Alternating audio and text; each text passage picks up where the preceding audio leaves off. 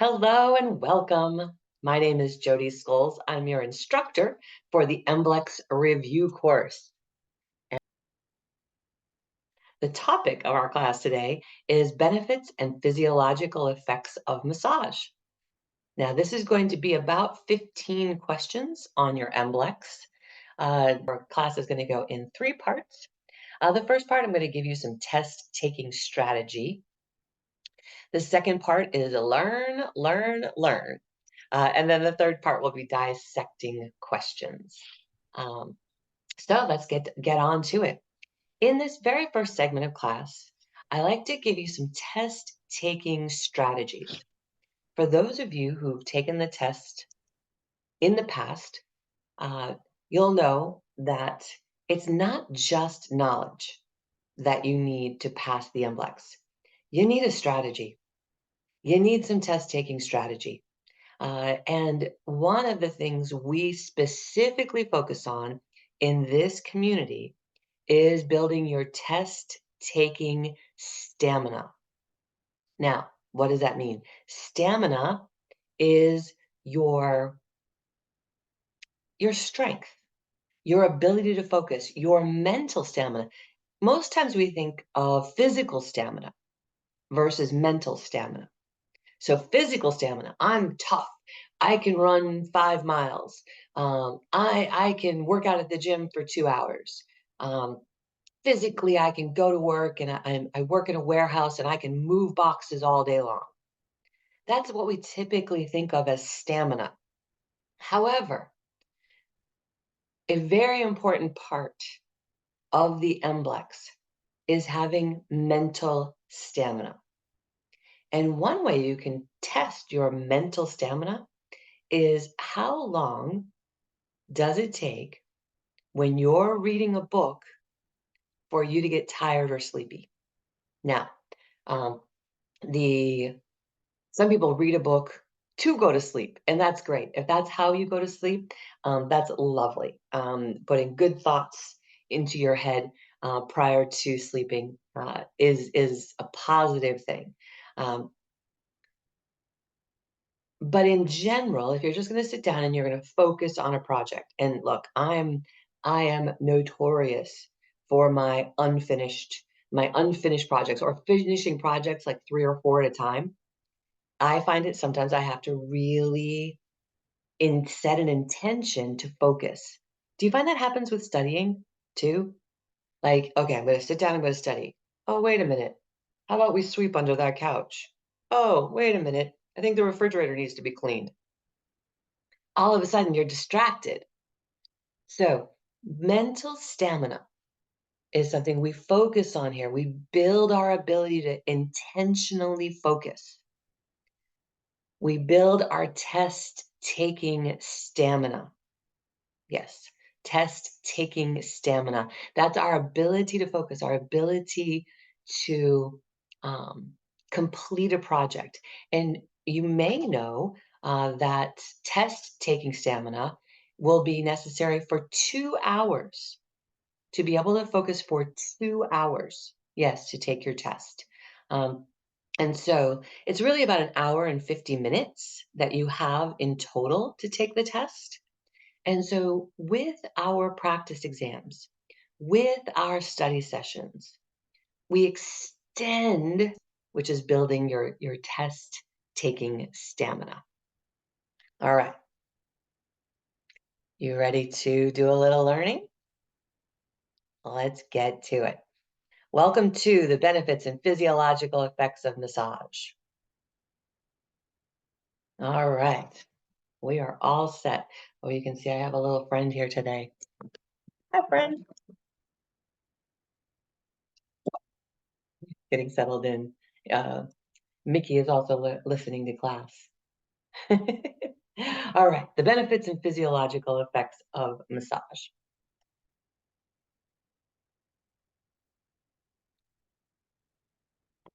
And welcome back.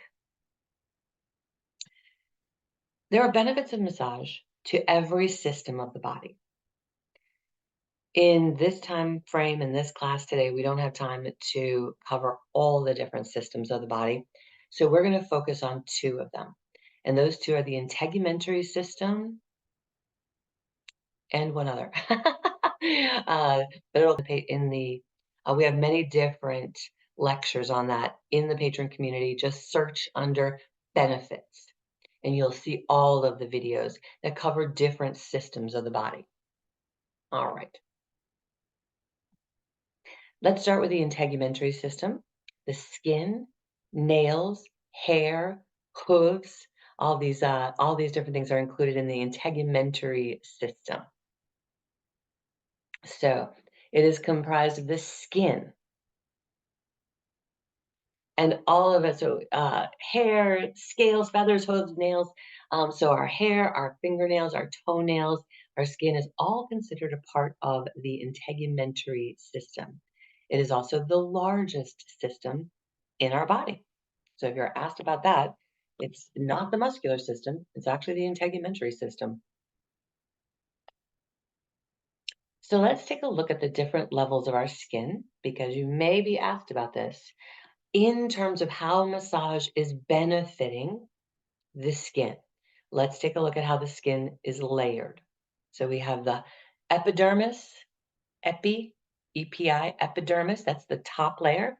If you have an EpiPen, right? So the dermis is the middle layer, and then you've got the hypodermis.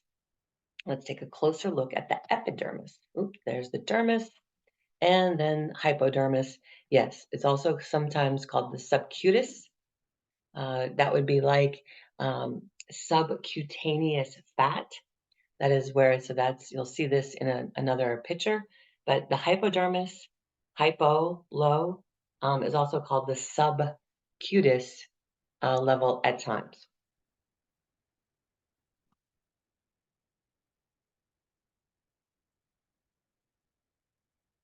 So what does each layer of the skin do? Let's start with the epidermis. So the skin's role is just to protect us, right? It's our encasing. It protects us from bacteria. It repels water. If you're playing in the mud, um, it also protects underlying structures. So it's that casing that keeps us all in one piece.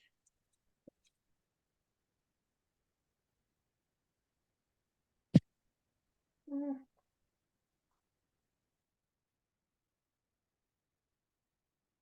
So the skin minimizes the loss of water, but it does allow for us to sweat.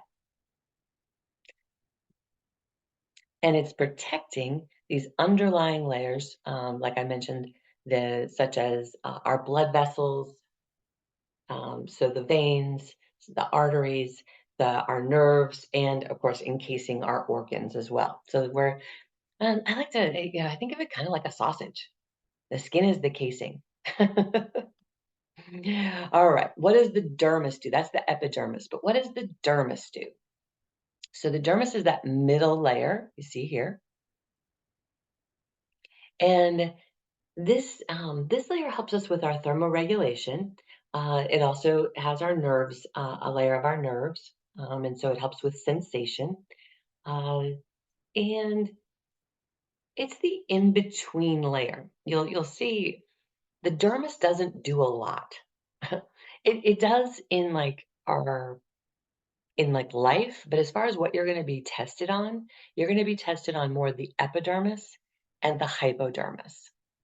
So um,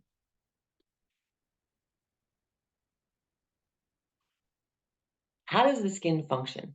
So the skin functions with a few different words. So fibroblasts, histocytes, uh, adipocytes. If you see the histocytes or fibroblasts, know that you're in the general region of the skin. And so histocytes play a role in histamines. So you may be familiar with histamines because when we have an allergic reaction, our body produces histamines, and that actually happens within the layer of the dermis. It's something that's going on in that section.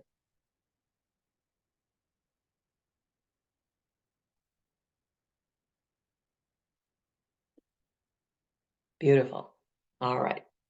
So that is the dermis, that middle layer. You can see the anatomy of it here. Not going to get a ton of questions on that as far as what happens there, but just so that you know where it is. Moving along, let's look at the hypodermis.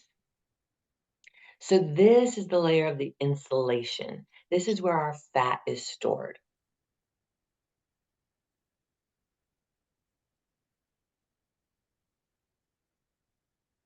Just making sure everybody has their microphone on quiet. Get a little background noise. Thanks.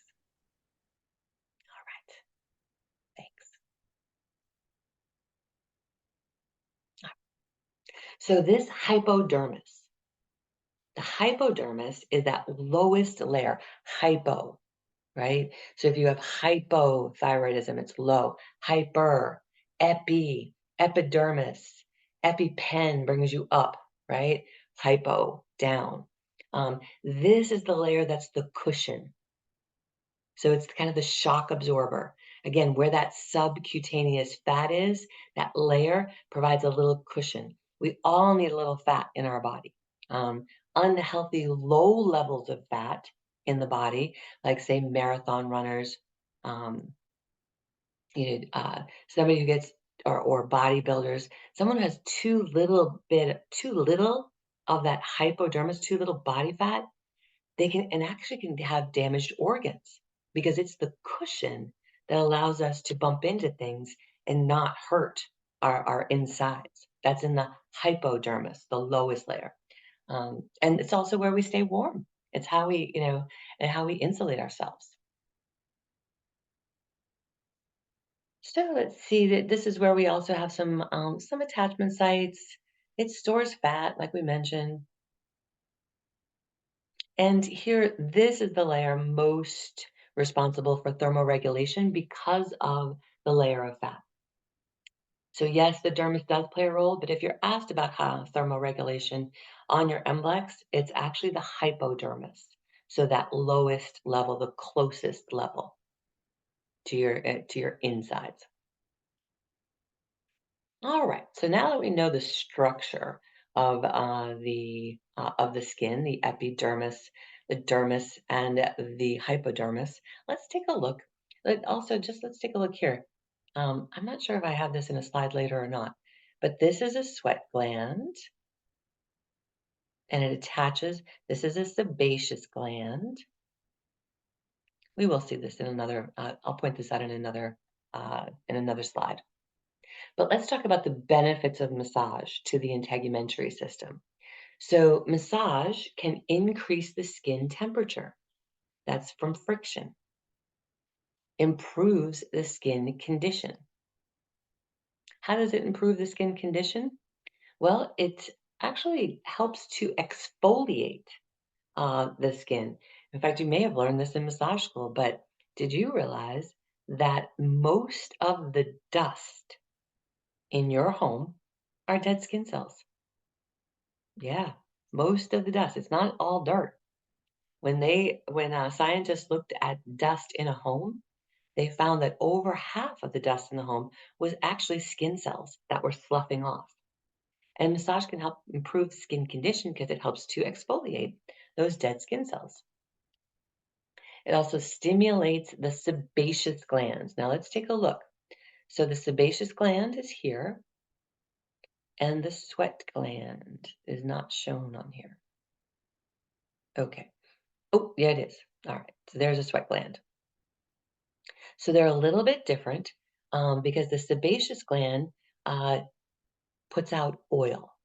So oil is necessary to keep a nice skin condition. It's also one of the ways we eliminate waste. But the skin condition, so it stimulates those sebaceous glands that helps to eliminate or to moisturize, depending on what is going on in the body. So it's moisturizing the skin by stimulating the sebaceous glands.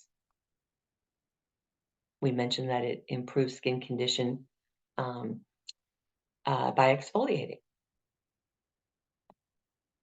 Oh, and fun fact that postpartum, so after pregnancy, In India, postpartum moms are encouraged to receive a massage every day on their belly for about a month, a little over a month, after 40 days, actually, after their baby is born. This stimulates the skin to actually help it regain its elasticity. And yes, they do it immediately after, but never too late. Can actually stimulate the elasticity and the collagen production in that skin to help it regain its shape. Um, they also, of course, encourage the new mama to rest and eat certain foods. And that's very traditional in the Indian culture, the East Indian culture. That's the folks from India. All right, take a breath. A lot going on in the integumentary system, right? Let's just take a breath and get centered. Is there a lot going on for you today before class? Yeah, it's all good. It's all good. In fact, feel your feet. Feel your feet on the floor. Feel your feet in your shoes or in your socks or on the floor. Just wiggle your toes.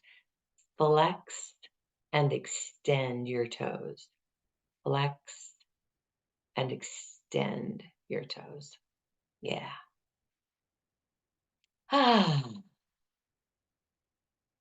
Just take a moment and get present.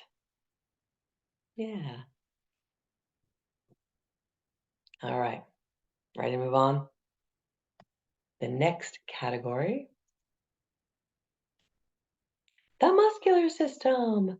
Woo-hoo. It's an easy one, right? The benefits of massage for the muscular system. Ooh, well, let's dust off some brain cells. Ready?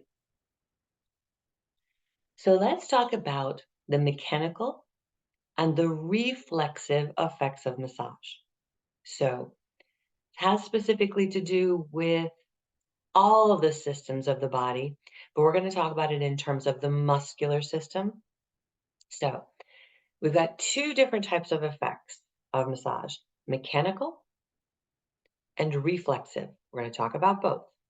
And almost every massage therapist has a challenge with distinguishing the differences between the benefits of massage. Are they mechanical or are they reflexive? So let's get specific.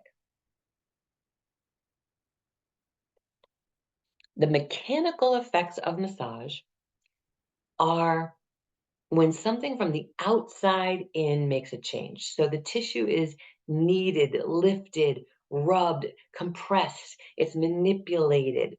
So something from the outside is coming in and affecting a change. So what does that look like?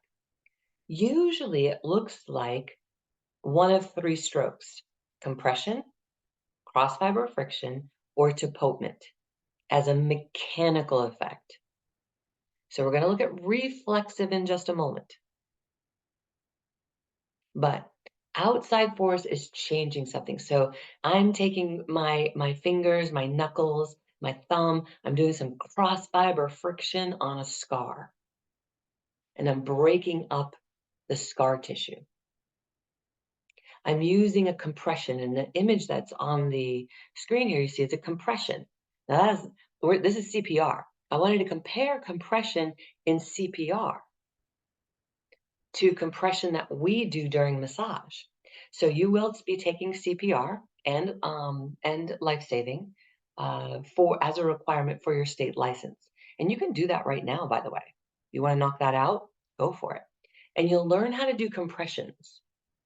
So short, fast, about 120 per minute, but we compress in CPR because we are mechanically breathing. We're mechanically pumping blood through the heart, right? We're mechanically pumping blood through the heart, just like as if the heart was pumping itself.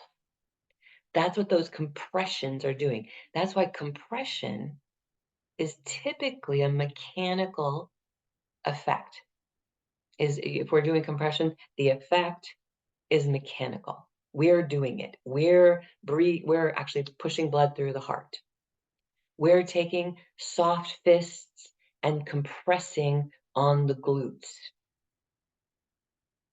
So that's creating, the compression is creating what's called a temporary ischemia. Yeah, we'll talk about that word in just a moment. The other part of mechanical effects is depulpment.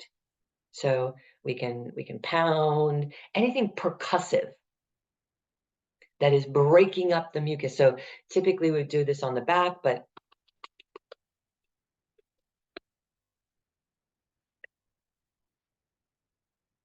that is depulpment, percussive breaking up, shaking, or jostling of the mucus that is maybe dormant in the lungs.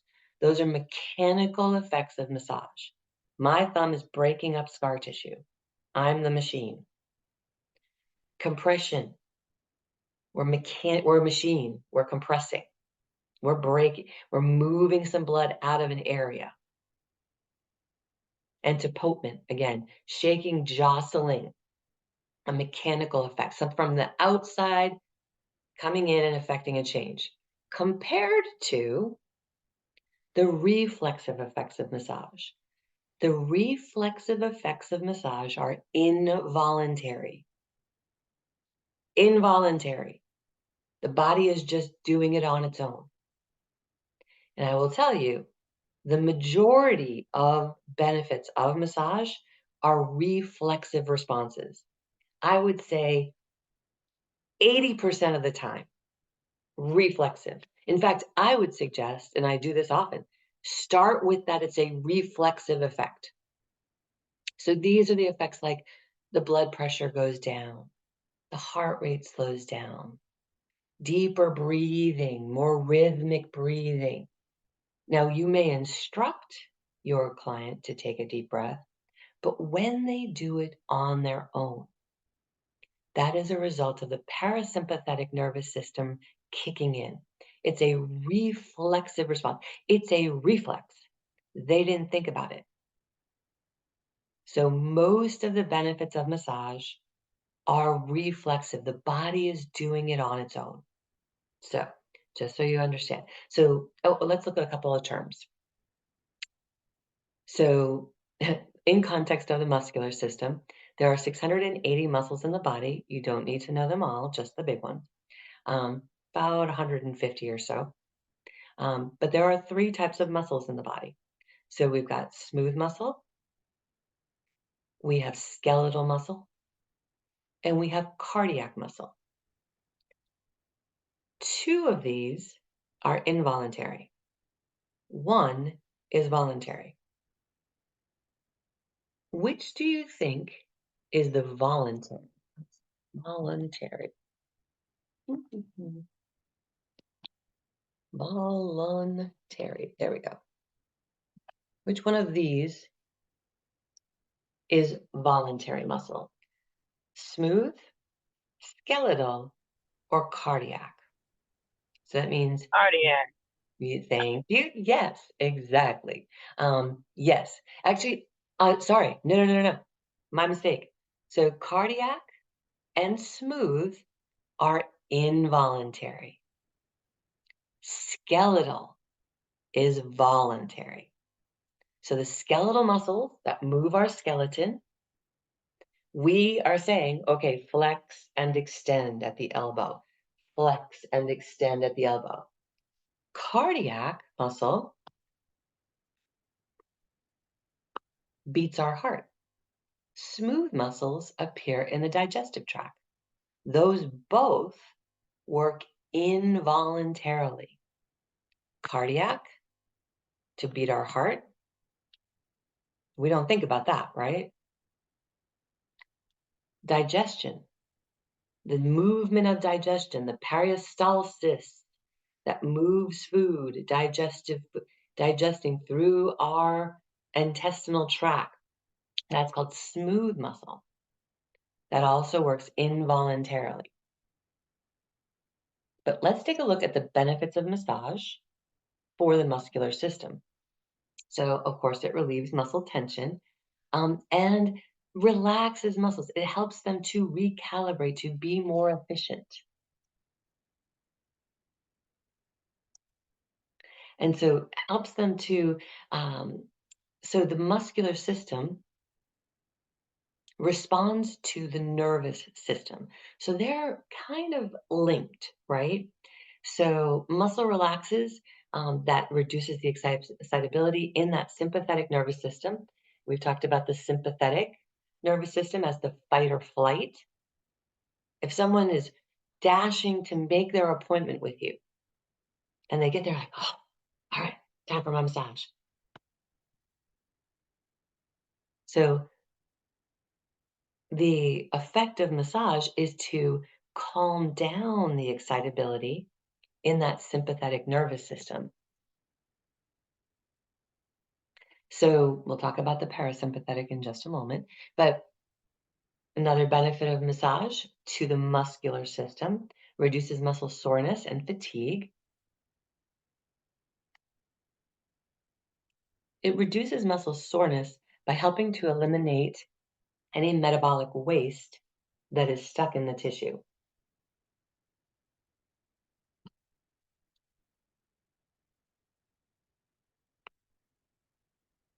We'll leave it at that. So, massage therapy also addresses any trigger point formation. So, trigger points can occur in both the muscle and the fascia.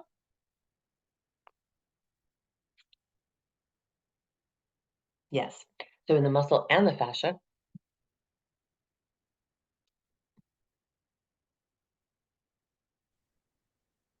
ตอนนี้เขานี่นี่คือไลฟ์สดเลยนะเนี่ย เดี๋ยวเสียงดัง So, trigger points are oxygen deficient areas of the muscle and can be caused by many, many different things. There's lots of different points of view on what causes a trigger point, but specifically, massage therapy addresses the trigger point formation in both the muscle and the fascia by helping to infuse more blood into the area, thereby infusing that area with more oxygen. We'll leave that as far as the simple definition of how it treats trigger points.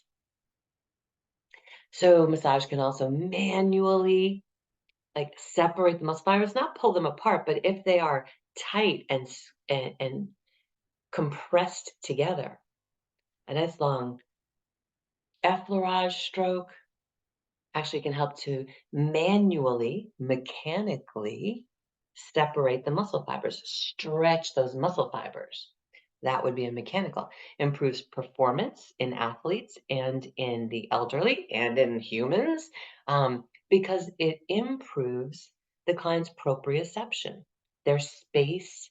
Proprioception is our understanding of where we are in space.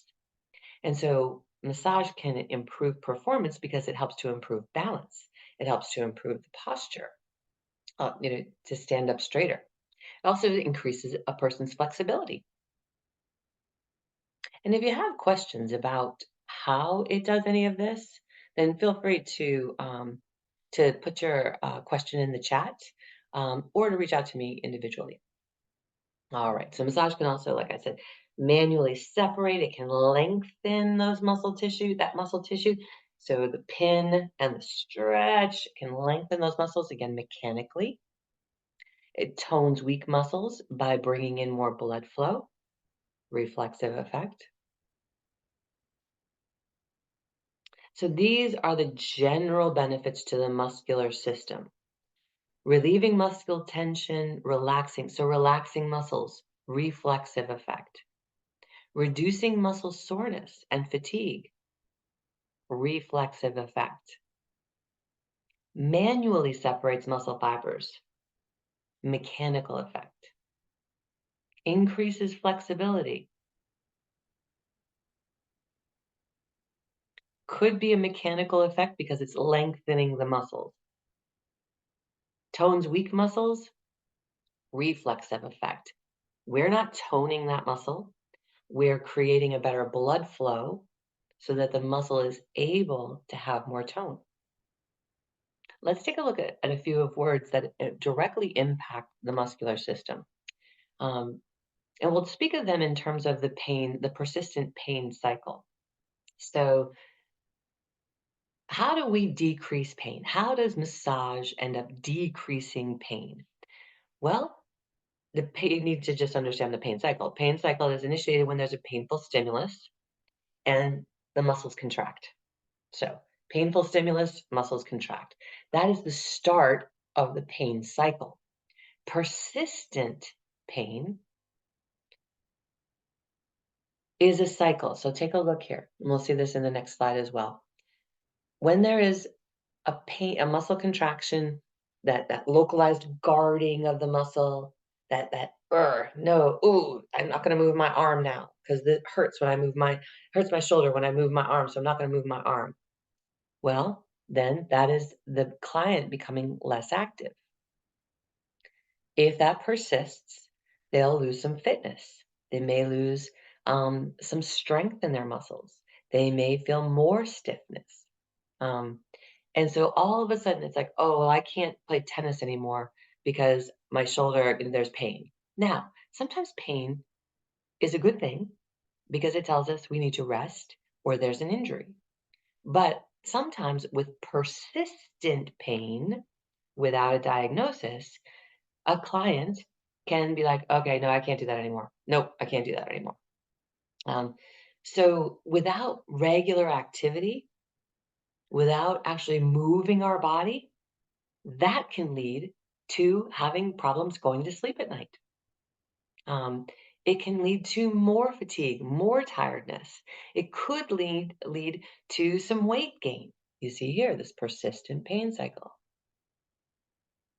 And that's when some negative thinking kicks in. Maybe it just kind of creeps in a little bit of mild depression or maybe some depression, fear about the future. And so, oh, okay, let's take some time off. I've got, oh no, now I've got, now I'm not getting the right paycheck. Is my spouse, is my partner, is my boyfriend, girlfriend, significant other, are they going to not appreciate me as much because things are changing? Time out. Where does massage come in this persistent pain cycle? Massage can interrupt any part of this cycle. Just putting massage in there will shift the person's perspective. And this persistent pain cycle is about perspective. Now, will you be asked about this on the MBLEX? Maybe yes, maybe no. But understanding this cycle of pain, this persistent pain, you can see that massage will interrupt this at any given moment, any given stage. So, with the persistent pain, there is maybe some swelling. Um, the pain comes from the muscle swelling. The pain can also come from the muscle guarding. The pain can come from the consistent guarding of that muscle. So, what does massage do? Massage interrupts the pain cycle in a number of different ways. It increases the circulation, thereby reducing a term called ischemia. We'll look at that word more in just a moment. Ischemia is a area of the muscle tissue that's not getting a lot of circulation.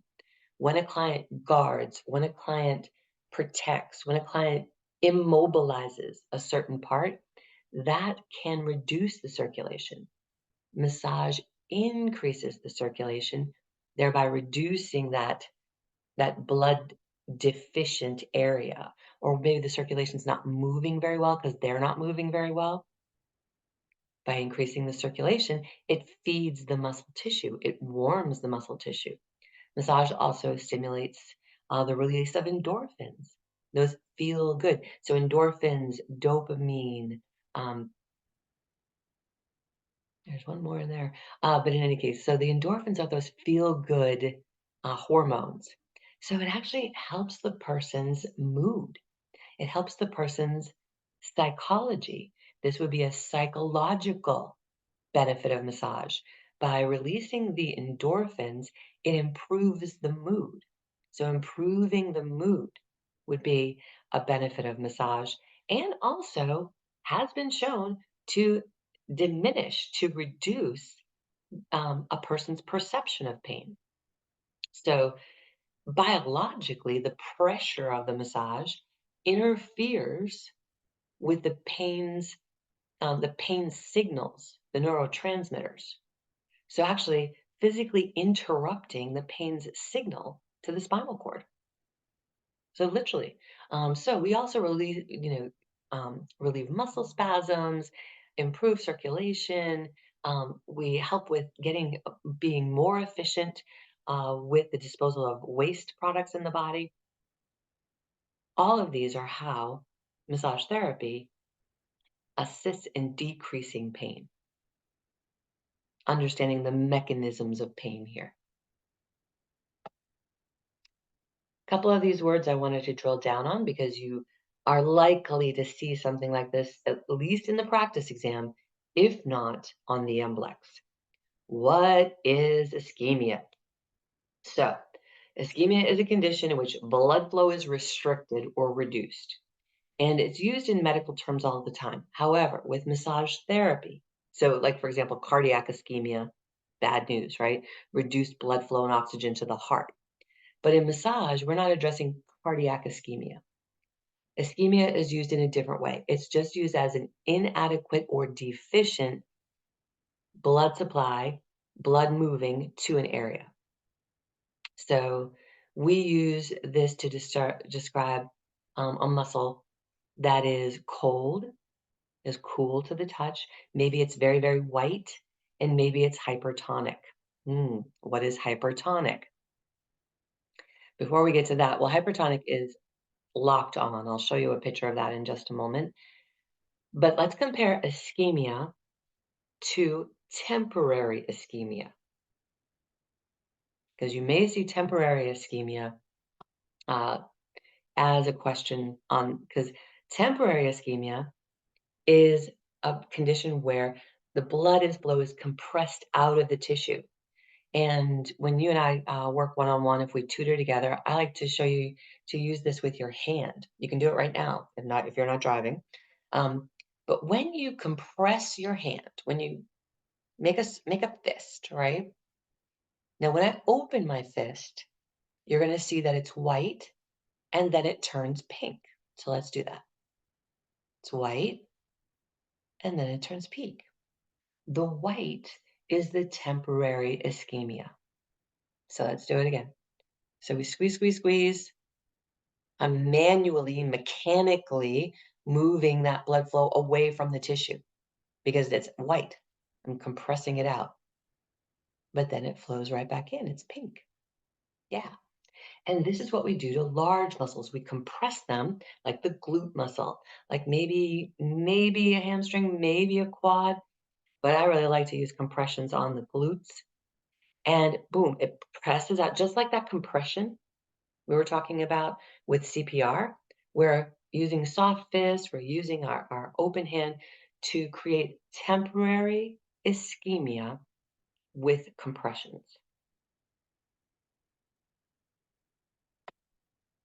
Now, what happens once we are warming the tissue?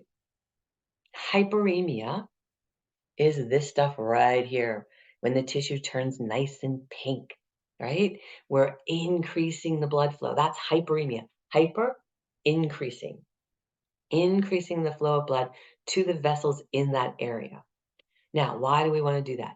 Because it softens those muscle fibers. More blood flow, more warmth. We're we're opening the blood vessels a little bit, softening, warming. Yes. So rhythmic compressions in a deep muscle can create some hyperemia. What we're seeing right here is a scraping tool in a gua sha method.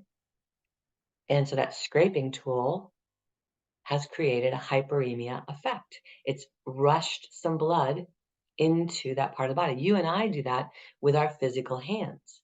So imagine the trapezius, right? The traps. We most often see that here.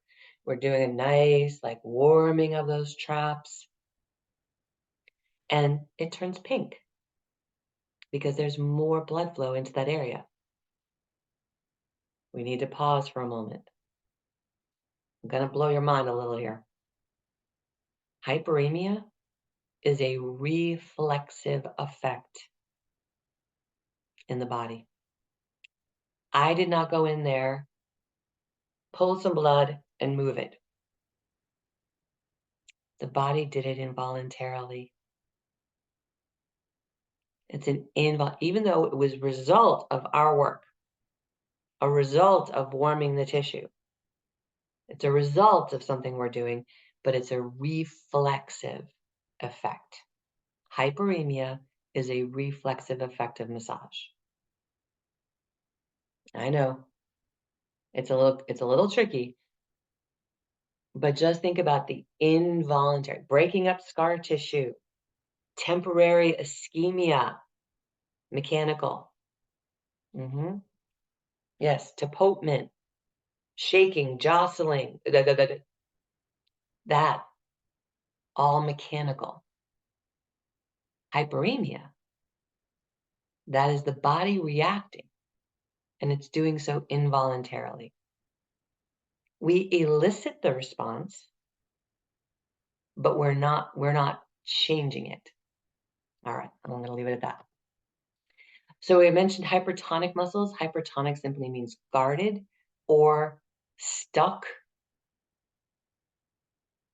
on. When I learned it, I thought of it as a light switch.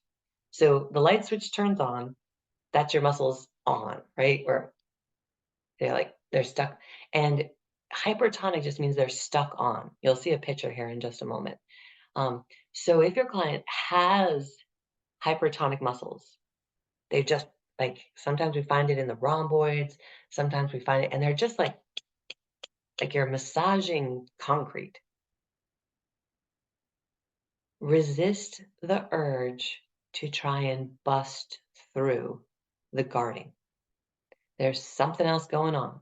There's some reason those muscles are hypertonic or guarding. It could be mental, it could be physical. But make space in your understanding that you are going to start the process of this muscle unwinding, letting the body finish. I describe it to my clients as like pushing a domino. If I've got a hypertonic muscle, let's take a look at what those look like. This is hypertonicity. See all those toned muscles? Beautiful, right? Yet they're hypertonic,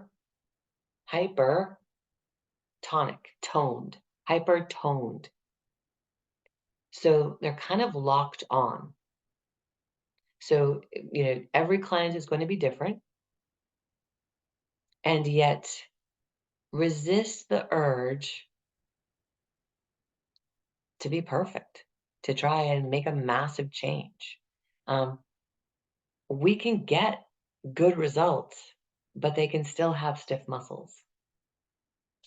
Anyhow, just wanted you to know the definition of hypertonicity. This is also showing you some good shoulder posture. So shoulders back.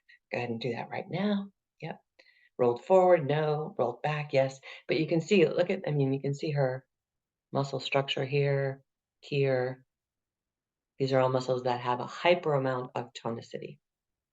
Sometimes that's a good thing, right? You've been a bodybuilder. Sometimes not so good. Just mental stress has created a posture that is not serving, that is maybe hurting. But this is hypertonic. And the muscles that we're looking at normally is, the trapezius, SCM, splenius capitis, these areas. Levator scap, yeah. So a lot of times we see the hypertonicity in this area on clients. Oh, wanted to give a shout out to an article that informed some of this lecture today, and that's Save Your Hands, A Complete Guide to Injury Prevention and Ergonomics for Manual Therapists, and it's produced in 2008. Okay, we've got a little bit more to go. Let's do some and then we're going to get into our dissecting the questions. So, how does massage benefit connective tissue? So, we've got skin, we've got muscles, and in between, we've got fascia and other forms of connective tissue. So, massage therapy can help reduce the formation of scars, can help to break up scars. This thick scar is called a keloid scar. A lot of scar tissue has been laid down. Some people form keloid scars, others don't. It just depends how your body reacts to the injury. Deep massage can also help to reduce excessive scar tissue, can help to mobilize. You can see some scar tissue here on the Achilles. That's a very nice scar there, probably not too much problems. This one, see how it's like all lumpy? Can actually get in there and move that scar around. As long as it's not too painful for the client. It has to be fully healed, right? So it decreases the adhesions within a scar tissue and adhesions in the body in general and connective tissue. Releases fascial restrictions, and it improves that connective tissue's ability to heal. It speeds up the healing. It improves that by, of course, feeding the tissue. And here you can see it also reduces dimpling. Some massage techniques are very specific to help reduce the appearance of dimpling or cellulite. All right, let's switch gears. So let's take just a moment, little moment of a break here. Moment, it's just like a quick little 10-second. We're going to switch gears into dissecting some questions. Yeah. All right. So taking all that in. Good, good, good. And we're at, let me move my slides to the proper side.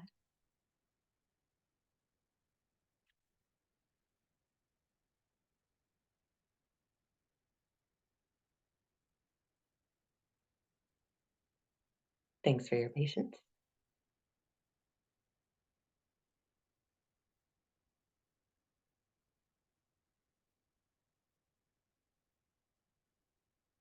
All right, ready to dissect some questions?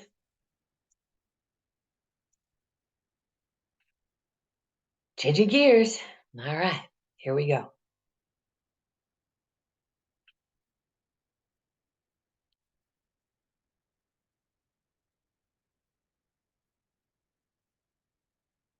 The question reads, all of these are benefits of massage to the connective tissue, except. All of these are benefits of massage to the connective tissue, except. This is an example of a switcheroo on the question. So it's asking you, all of these are benefits except for, so we're looking for the answer that is not a benefit of massage. So I demonstrate this question because sometimes you get these on the MBLEX. We're looking for that thing that is not a benefit of massage. You clear? Good. All right, your options. Decreases adhesion. So the other part of this question is the connective tissue. You might see an answer that is a benefit of massage, but not to the connective tissue. So all of these are benefits, but one. So decreases adhesions, releases fascial restrictions, slows down connective tissue healing, reduces surface dimpling and of cellulite. Yay! Good. All right, Heather got it.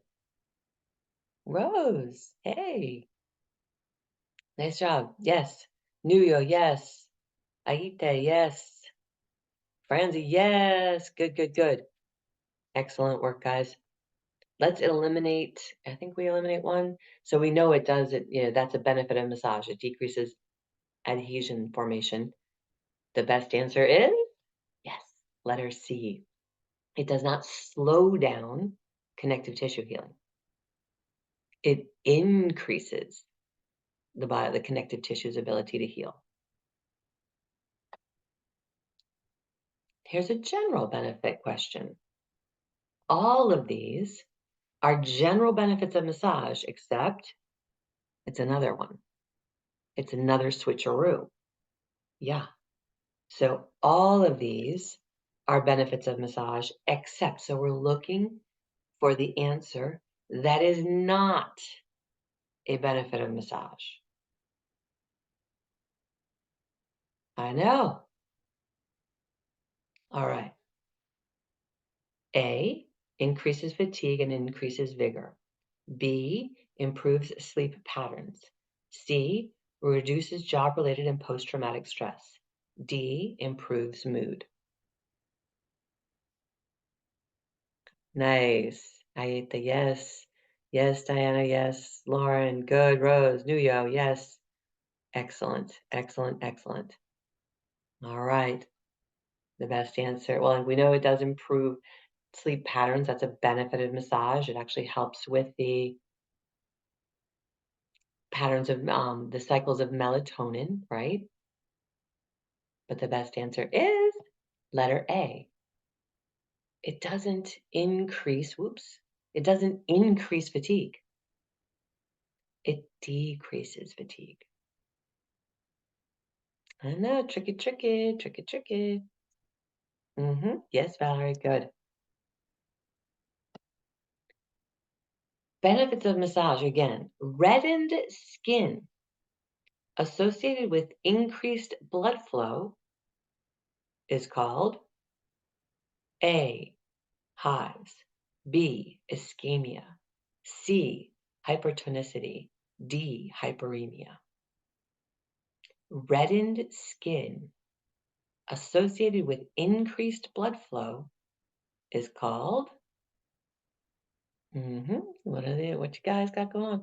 Well, we know what it's not. It's not hives, right? We can eliminate hives. So it's B, C, or D. B, C, or D.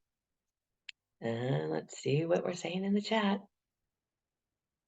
Ooh, Heather's on it. Diana's on it. Nuyo's on it. Yes, Rose. Yes. Aite. Rico. Yes. All right. Best answer is boom. Letter D. That reddened skin, that pink skin associated with increased blood flow is called hyperemia. And reminder, right? Hyperemia is a reflexive effect of massage. Next question. General massage effect that includes changes in blood pressure and regulating melatonin levels. It should say, what is this called? So a general massage effect that includes changes in the blood pressure and regulating melatonin levels. The answers could be A, mechanical effect, B, physiological effects, C, psychological effects, D, reflexive effects. Okay, I will tell you there's two right answers in this question. There's two right answers. One is better than the other. So you'll have to figure out which is the best answer. Okay, let's say we know it's not. Ooh, what is this? Yes, it's not a psychological effect. We're not talking about improving the mood. We're not talking about decreasing stress. We're talking about changes in blood pressure and melatonin levels. It's a general massage effect. All right, survey says, ah, Diana, you got it. Yep, exactly. Nuyo. Mm-hmm. Mm-hmm. Mm-hmm. Yes. Look at all you. All right. So best answer, you guys nailed it. Reflexive effects. Yes. So it could be a physiological effect. If that was your best answer, you could answer. Yes, exactly. That's exactly right. So B is a good answer. And a number of you are pointing this out. Diana, Rico, yes. That B was a good answer. It is a physiological effect. However, the best answer is the reflexive effect. You see how it's trying to like get you to be specific in this question. Good job.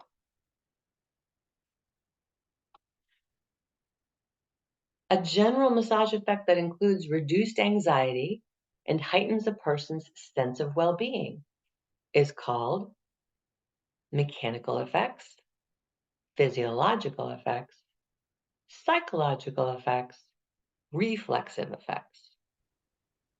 So a general massage effect that includes reduced anxiety and heightens a person's sense of well-being. Mm. Well, let's do one we know it's not. Let's get rid of one wrong answer. We know it's not mechanical, right? We're not in there. We're not massaging a person's brain. We're not. That's not what we're doing.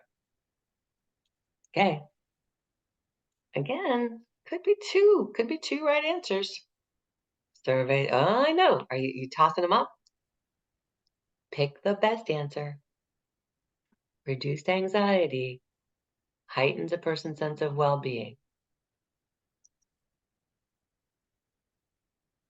We're getting some answers. We're getting some answers. You ready? The best answer for this one? The psychological effects. Yep. I know. Yes, it is reflexive. Yes, it is physiological. But unfortunately, the best answer, not unfortunately, but the best answer, reduced anxiety.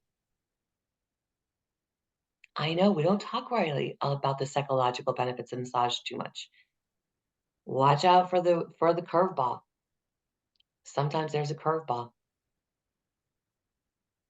Okay. Oh, we're getting a lot of feedback here. Oh, yes. Yes. Good. Yes. So that's the example, right? That there are times where you have questions where there's two right answers. I've even seen it when there's three right answers and you got to pick the best answer. Yeah. All right. All of these are a benefit of massage, except, again, these except ones. Take a look. You read through them yourself. All of these are benefits of massage, except so we're looking for the one that's not a benefit of massage, right? So you got to know your stuff on this one. All right. A, relieves muscular tension. B, relaxes muscles. Muscles relax as massage reduces the excitability in the sympathetic nervous system, calming down the fight or flight. C, decreases production of melatonin. D, reduces muscle soreness and fatigue. All right. Survey says, yeah. Chicky, chicky. Exactly. Yes, chicky, chicky. I love what I'm seeing here. Yeah, these are questions that make you think, right, Lauren? Yeah. All right. Valerie, yes. Rose, yes. Heather, yes. Aite, yes. Nuyo, yes. Diana, yes. All right. The best answer is decreases the production of melatonin. It increases and regulates the production of melatonin. Maybe if your body needed to decrease, maybe if you were just sleeping all day, melatonin is the hormone produced by the brain that helps to regulate your circadian rhythms. Circadian rhythms are like your body's reaction to darkness, to sleeping. Yes. So in this case, all of these are benefits of massage, but it doesn't decrease the production of melatonin. It actually regulates or increases to help you. Melatonin regulates your sleep patterns. Yes, good. And oh, we have more. Okay, couple more. Maybe I think this is the last one. What does the epidermis do? Talked a lot about skin today. So let's read through your questions. What does skin do? And this is a question that has 5 answers. On your MLEX, you may see that you have somehow have 3 answers. Many will have 4, some will have 3. In this case, we have 5. So that does not exactly simulate the emblex. All right. What does the epidermis do? Protects from bacteria, minimizes the loss of water, protects underlying structures such as blood vessels, nerves, and organs. All of the above, none of the above. Well, let's eliminate one wrong answer. We know it does some of these, right? We know it does some of these. What is the best answer?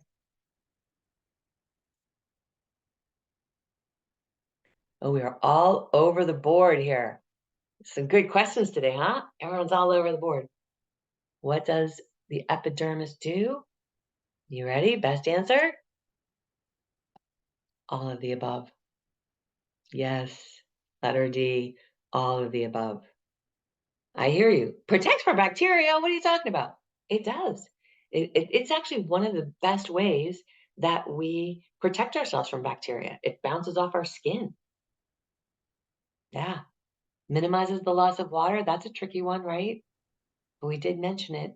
It helps us to stay hydrated. I know. I know. You also sweat. Yes, you do sweat. So we release water, but it minimizes. Yeah. I know. Tricky, tricky. Remember this image? So skin minimizes the loss of water, protects underlying structures such as blood vessels, protects from bacteria. Yeah, yeah. See what I'm talking about now? Yeah. I know it's just worded funny, right? And we just have to be very careful on the NBLEX. Look, you're not going to get every question right on the NBLEX. Just not going to happen. That's okay. We're going to use the techniques we're learning right now where we read the question, we fully understand the question, and then we eliminate answers we know are wrong and we pick the best answer. I have a question. Sure, hang on just one moment. Oh, go ahead, Valerie. Go ahead. Is it related to this question? Yes, Go for it. it said all of the above. Mm-hmm. It is all of the above. Right. But the last answer was part of all of the above. That was Oh, really cheating. oh, you got Uh, me on that. You do, you got me. If we go back a slide, yep. So all of the above. So yeah, none of well, the above. Technically, it should have been all of this, but it can't be all and none. So that is, I guess we can't have both in that question because that's that's, yeah. It wouldn't have been all if all was letter E, then it wouldn't have worked. Thanks for asking. that's crazy. You gotta really have your thinking cap on. Do I know, I know, I know, yes. All right. What level of the skin is responsible to store fat, anchor the skin, and acts like a shock absorber? The hypodermis, the epidermis, the dermis, or the hypodermis? Now, if the answer's popping in, let's eliminate one wrong answer or one answer we know is wrong. There's no such thing as the hypodermis.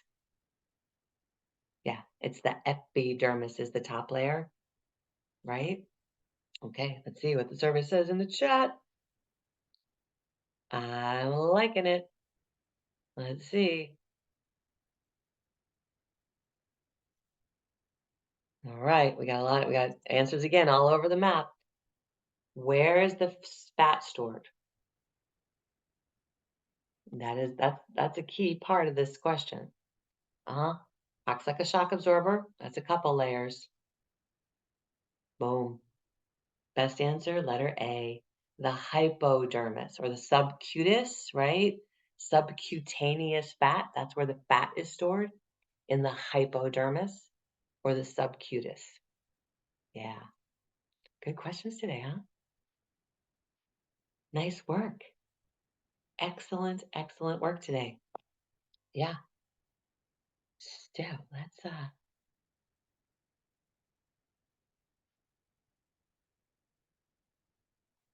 good job today, you guys, for real, honestly.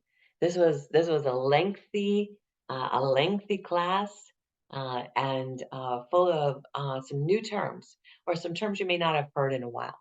Uh, so I'm going to wrap up our recording. I'm going to hang out for a few minutes and take more questions. I'll remind you that my name is Jody Scholes. I am your instructor for the MBLEX review course. So I'm going to sign off on the recording, and we'll see you again real soon.